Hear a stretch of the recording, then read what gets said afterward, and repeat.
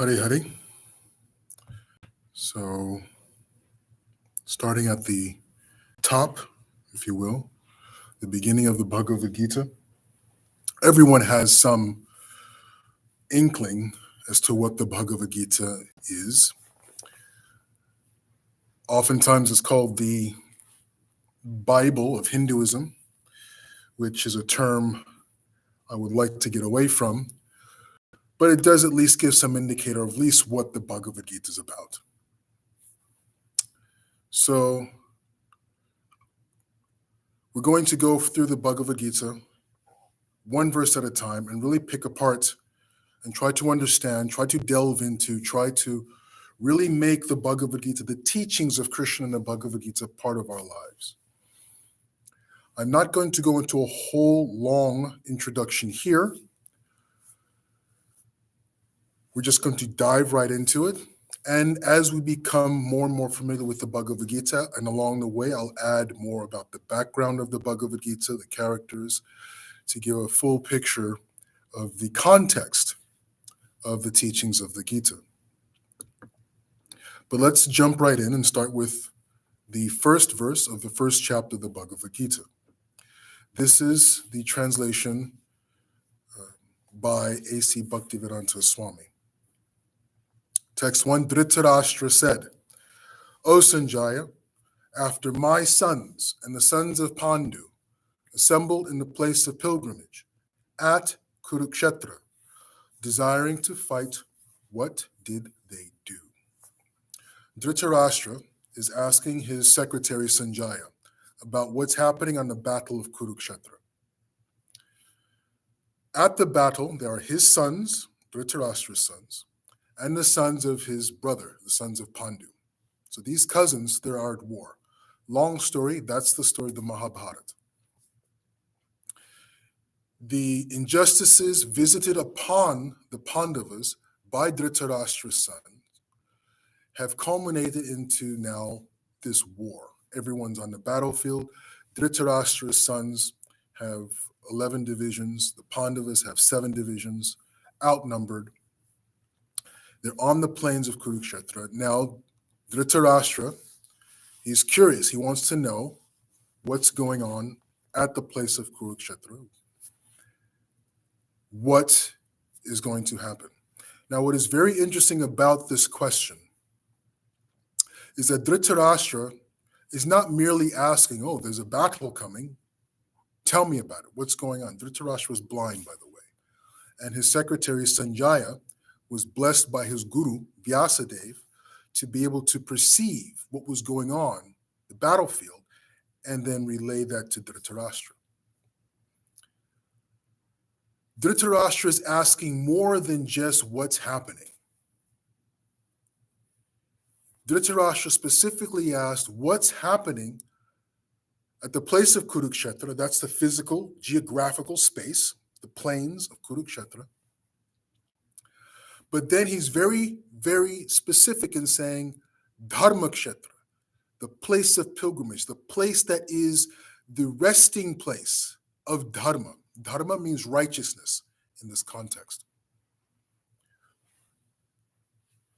There is a very, very important reason why Dhritarashtra calls or refers to Kurukshetra, the geographic location, as the place of Dharma, as this place of pilgrimage. Because Dhritarashtra's own sons are diabolical. His eldest son, Dhritarashtra has 100 sons. His eldest son, who was the ringleader, if you will, from his very childhood, was involved in murder plots as a child, was involved in poisoning, trying to burn his cousins alive. They assaulted the wife of the Pandavas, just all 100 of them, led by their eldest brother, Duryodhana is his name, were just the absolute evil of their time. No issues of even gray areas. The Pandavas, on the other hand, were not saints in their own right, but they at least valued and genuinely attempted to walk the path of dharma in everything that they did. From childhood up until adulthood when they passed away. Everything, they were always mindful of what is the dharmic way of dealing, living, existing, ruling, and so on and so forth. In fact, there are 5 Pandavas. The eldest was Yudhishthir, whose name was Dharmaraj, because he was so fastidious in attempting to walk the path of dharma, to the frustration, in many cases, of his wife, of Bhima, of his brothers. But they would fall in line and they would take his lead in walking the path of dharma. So when Dhritarashtra asks Sanjaya, what's happening at Dharmakshetra, this place that is known for its dharmic influences, what's happening there? This place of pilgrimage known as Kurukshetra. Is very interesting. His question is not what influence is this place of pilgrimage, this dharmastan, this dharmakshetra, what influence is it having? He's not asking if there's an influence. Dhritarashtra knows that space, that place carries and holds energy. So he is under no confusion as to whether or not there is this dharmic energy in Kurukshetra. Very, very important point. He wants to know what effect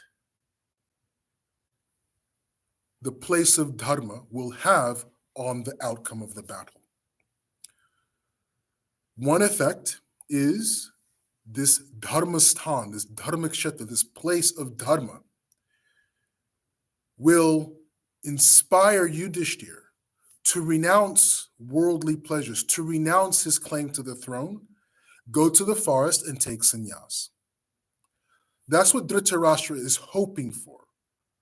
He's hoping that the energetic field of dharma, where the battle is taking place, inspires Arjuna, inspires Yudhishthira, inspires the Pandavas to give up the war without a fight and take sannyas, retire to the forest and become yogis. That's what he's hoping for. What he is dreading is that this place of dharma will invigorate, empower the Pandavas, who are, after all, Yudhishthira's Dharmaraj. You put Dharmaraj in Dharmakshetra, what amount of energy, positive, powerful, dharmic energy, is going to result? That's Dhritarashtra's worry, that this Dharmakshetra will invigorate the Pandavas and thus lead to the defeat of his own sons. But the key here is not what type of influence. That's not the lesson we can learn from this. The lesson is there is influence. In our lives, we have to make sure our spaces hold the energy, the influences we want to be conducive to our spiritual growth, to be conducive to our relationships, conducive to the goals we have in our life. The home, the car, the workspaces, any place where we inhabit, we should do whatever we can to ensure these spaces are surcharged with the energy necessary to lead spiritually vibrant, spiritually uplifting, spiritually powerful lives. Our home should hold that energy. Our home should become mandir. As you can see here, I'm in the mandir now. This is one of the benefits of a mandir, church, mosque, synagogue, whatever it may be. These spaces hold powerful, powerful spiritual energies. So it behooves us, wherever we have influence or responsibility, to make sure those spaces are reverberating energetically with spiritual influences. Music, sounds, smells, artwork, plants, nature. If we're unable to keep our living space or our workspace as dharma kshetra, go out. The benefits, all you have to do is Google the benefits of being in nature for 45 minutes a day. Massive, incredible benefits, health benefits, physical health benefits, mental health benefits, just from sitting in nature. On your lunch break, get out. If you're near a place where there's some kind of greenery, some running water, perhaps, and just sit and be in that space. And make this a daily practice. If your home does not have that, make it a daily practice to get out, to be in nature. Go to the local mosque, synagogue, mandir, temple, church, whatever it may be, where these, and this, not all churches and mandirs are created equal. Some churches, some spaces, some mandirs do hold energy that is contrary to the energy you're trying to bring about in your own life. And you know, when you walk in, you can feel the energy of a temple, a mandir, synagogue. And if it clashes with your own personal energies, find another space. Hunting for houses. Be very aware. Sometimes you go to your house. My wife and I, we just moved from one space to another. Not just last year. And sometimes the realtor is speaking. Ask them to be quiet. Ask them to leave.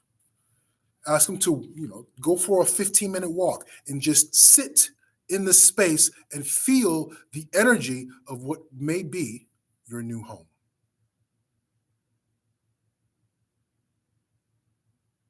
Oftentimes, I think realtors they're going on and on deliberately, so you don't feel the energy that's in a room, in a home, right?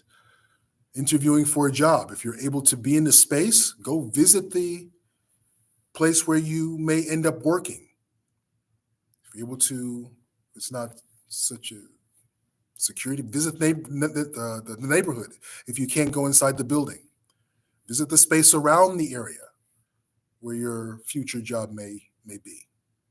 If you can go inside, try that. Imbibe the energy, feel the energy of these spaces. And if the energy turns you off, walk away. Walk away. Dhritarashtra, he knows space, environment holds powerful energy, and that energy will have an effect. To your benefit or to your detriment, but there will be an effect.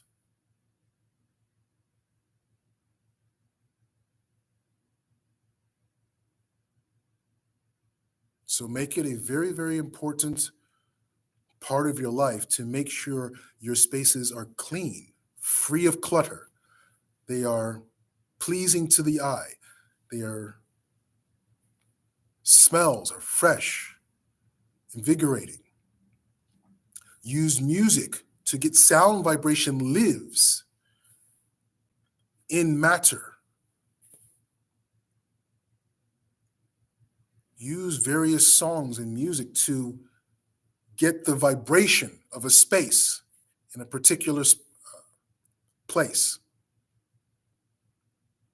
that is conducive to your spiritual, personal well-being. So we'll end there, and tomorrow we'll go on to verse number 2. Hari Hari.